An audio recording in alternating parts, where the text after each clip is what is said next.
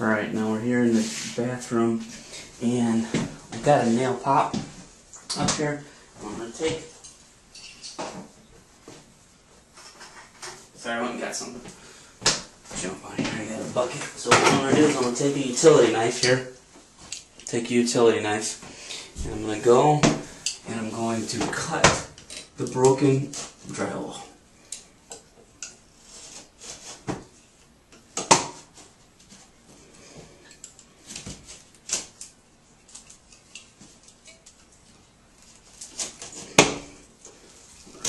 So then I can just pull that out. Next thing I'm going to do is I'm going to fill it in with some setting mud, but what's happening is the nail has popped loose, so the best thing to do would be to go and put a screw about an inch or two from where you break it out.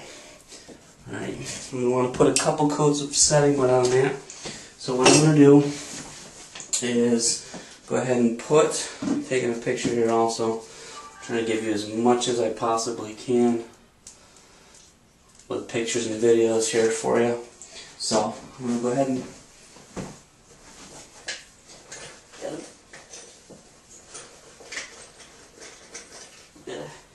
an 1¼ inch screw Phillips with my 18-volt rubber screw gun, and I'm just going to put it. Now I know that the stud is going to run right here. This is where the nail is, so I'm just going to line it up, go exactly just about an inch. I can feel the wood, and I just want to break the drywall where the head's into the drywall, not sticking out, and that's going to give it a lot more strength. Now I've mixed up some 20-minute mud that we've used in the hallway, and we're going to go ahead and dab it on here, and just fill both the screw and the hole one time. And I'm just using my finger again and just pulling it tight. I can see it's bulged out a little bit. And you just want to wipe off the excess mud. We're going to let it dry, and this 20-minute setting mud will swell up. We'll scrape the swollen stuff, and then we'll put a new coat over it. That'll take care of our broken drywall. That'll give it a lot more strength, and all you'll have to do is touch it up with some paint. You'll be done. That's how we take care of a nail pop. Just a little bit of setting mud, a screwdriver, screw gun, and we're done. Now we're back after putting the mud on here. Now what we're going to do is we're going to take our knife and scrape off the extra mud. Right. Scraping off the setting mud will swell up. And what we're just going to do is apply some mud and wipe it down. I have some dirty mud in there, it's chunky. Alright, now in this case, I can see that this case, I believe I want to tape this off. So what we're going to do is, after I've noticed it, I see these lines, they're still kind of built out a little bit, a little uneven. So I think the best thing for us to do is to tape this with either some fiberglass or some paper tape. So next time what we're going to do is we're going to grab some fiberglass, and we're going to mix up some setting mud, put a little piece of fiberglass over there and coat it. It's just not quite covering on the second coat, and probably could get away with this, maybe putting 2 or 3 coats on like this. It's just not right. I can see the lines, and this mud will crack eventually again. So what we need to do is put some fiberglass and setting mud over there to strengthen it and make a better coverage. Alright, so I talked about putting some fiberglass and some setting mud on. Found some paper tape right here. So what we're going to use is some paper tape, and I have a little bit of all-purpose mud. You can use pretty much any mud that you like. I wouldn't suggest that we use setting mud because it'll swell up on the paper. So we use pretty much any mud. You don't really need to mix water with your mud. I've had a few people ask me that. You can if you like to make it easier to apply, but usually it's rather soupy enough. So what I'm going to do is I'm going to just put the mud right up here, apply the mud, kind of heavy, right? Just taking my finger and just applying the mud so it's fairly heavy and spread out equally. I'm going to take my piece of paper, right? You see the seam. So the seam is to go over, there's a little indentation, you won't be able to see it. What you do when you get to it, you'll be able to bend it real easy like that. Well, make sure that seam is towards on the bottom of it, and you want the outside to be the indented part. So we're going to put it right over our hole. And what I do here is I just use my knife and I pull the paper, and there we go. So now I have the mud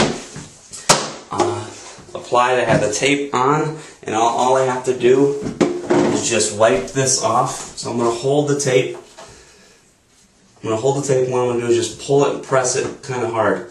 I'm going to press the mud out, alright? And I'm going to pull back. You can see that it's not, so what I'll do is you'll take it off, and mud's not getting on the tape very good. So what I'm going to do is apply more mud. One way to do it, actually, is you can just put the mud right on the tape. Apply the mud right to the tape. Alright? Take your piece of tape, put it right over the hole, and then you're going to hold your paper and then just press out. You want to press out all that mud that you can. Alright, there we go. And then that's how we're putting a piece of tape over our hole. Next time we'll have to put a couple coats over it to cover the tape, but it's going to give our hole a lot more strength that we've cut out and pre-filled with setting mud, scraped it, and then now I put the mud and paper tape on it. And I'm just basically taking my knife and going over it. We don't want to have too much mud sticking out. It'll kind of swell up, or it won't swell up, but it'll just bulge out. And also, you want to make sure you have enough mud. So one of the best ways to do that is to apply a bunch of mud there, put your tape over all the heavy mud, and then wipe it down as tight as you can. Or do what I did, where I put my piece of tape, filled it with mud, and then applied it up there. That way I know I have enough mud on the tape, and I won't have any bubbles. Alright? Alright, now I'm back. I've put just a little bit of +3 in my pan. I now have a 6-inch knife, very stiff 6-inch knife. I like a little more flexible one when I'm working. I've got the paper tape up there. It's kind of hard to see, but what I'm going to do is I'm going to show you applying this mud right here. So I just taken a little bit of mud here, got my finger, and I'm just going to apply the mud right over the paper tape. Alright, we're going to probably put one more coat after this to cover up the tape, but I'm just smearing it sideways, and then what I'm going to do is just pull my knife lightly over it and keep on pulling it lightly over it until I get most of the build out done. I don't want to put a big build out. I want the mud to actually coat the tape. If it needs more than 2 coats, then we'll do that. And right now it's not coating the tape. You can see the tape after you coat it. So instead of putting a whole gobber of mud on, just heaping it up and then kind of letting it dry, you're better off to wipe it tight and put 2 to 3 coats on of mud. And after this dries, it'll cover up most of it, and the second coat will have a lot better cover. And then we can do a sand. If you just put a whole bunch on there and then sand it down, you're going to see it after you paint it. So I've completely just got some mud on here, and almost to a point where I've wiped it all off. So there's just a little bit up there, and I'm just basically running my knife nice and flat. And that's it. So this is the second coat. This is the second, actually it's the third process.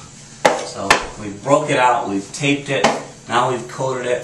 I'm just going to wipe off the mud, we're going to let it dry, we're going to come back and put another coat on. It should get pretty good coverage, but I would say that it's going to actually take probably 3 coats on after we've taped it. and I'll take you through the next process once this dries.